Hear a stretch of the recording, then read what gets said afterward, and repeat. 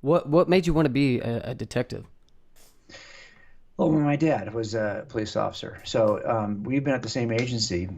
So he started in 1961. I was born during his academy, and I think I was born maybe the eighth or ninth week of his academy, and it's like I think a 16 week back then in his day.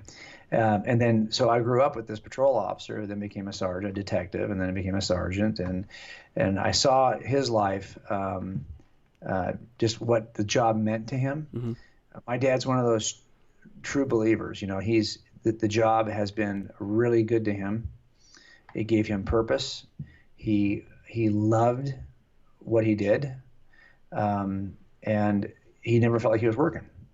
He felt like he was playing all the time because he just loved the job. So I saw that growing up, and although I was trained in the arts, I was an illustrator, a designer, then an architect before I became a police officer. So I have a master's degree from UCLA in architecture, but I even while I was getting the master's degree, and I was working in a firm in Santa Monica, I could feel the call, Yeah. kind of watching that. And so ultimately, I graduated from UCLA on a Sunday. It was a 3-year program, 128 unit program. And so I graduated with a master's degree on a Sunday, and I was in the academy on Monday morning. Wow. And so I just hit the ground running, and I was graduated by October of that year. And then in my academy, my son was born, and he is now working at the same agency. Yeah, He's I been was there gonna for ask about that too. for 7 years. And so we've had three guys named Jim Wallace Yeah. that have worked at that agency since 1961. So for 57 years, we there's been somebody there.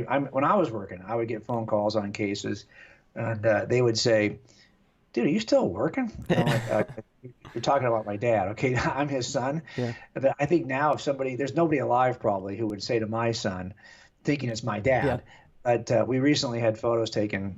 We're working on a project together, and so we all got back in uniform and took a few pictures. And it is funny to see, Yeah, that was that's the picture I saw. I was wondering about that. So yeah. when Yeah. when your son becomes or decides that he wants to kind of follow in the footsteps, is it like I'm proud of you, or is it like no, please do something else Well, because you know what it's like and that sort of yeah. thing? No, I never felt like it was the kind of thing that I would warn people against or Yeah. away from. I thought it was very noble work. I did it for a lot of years before I was ever a Christian, and I felt like it was a calling even before I really had a sense of what a divine calling Mm-hmm. is. And I felt like it was really worth doing. And also his interest is in behavior and psychology. He has a bachelor's degree from UCLA in psychology, and so his thing was he's interested in what drives people to do certain things Right. and kind of the psychological aspect of it. And this was a good place for him to land if that was his interest. So I think he's just begun to scratch the surface. There's an evolution of officers. When you become an officer, you're going to spend time in patrol. So you don't just hop in and become a detective. Right. That's something you'll probably do 10 years into your career because you'll spend a lot of time doing all the things you have to do to pay your dues before you get that opportunity. And so he's right, he's going through that process. I think he's pretty well respected though, and he is now a training officer. So his job is to bring in new recruits, and we have a 7-month training program, and he'll have them for one of those 7 months. And I think he'll do a better job than my dad and I did, I think for sure, because he's wired differently than we are, and he's just really energetic and is just having a great time doing it. I think he'll do great. But yeah, I Yeah. never worried about his safety.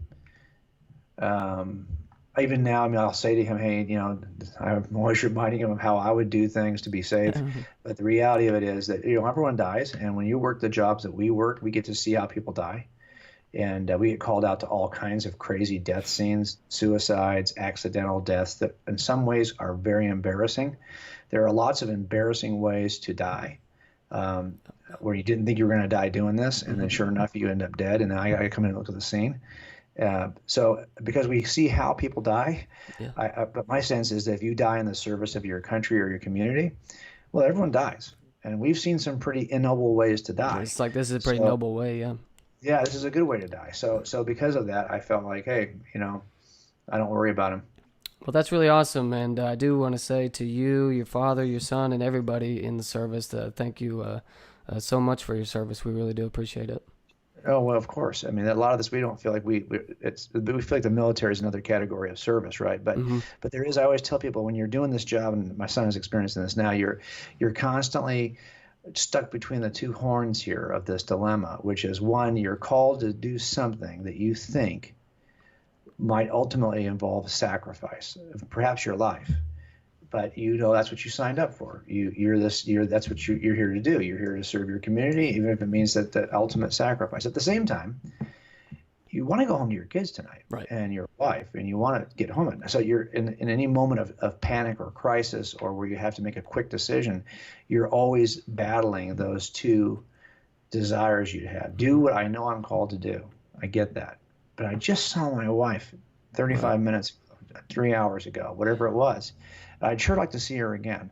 And that, I think, is the spot that we put people in when we ask them to make these kinds of really difficult, quick decisions. Hmm. Anyway, that's a whole other issue. Right. Yes, of course.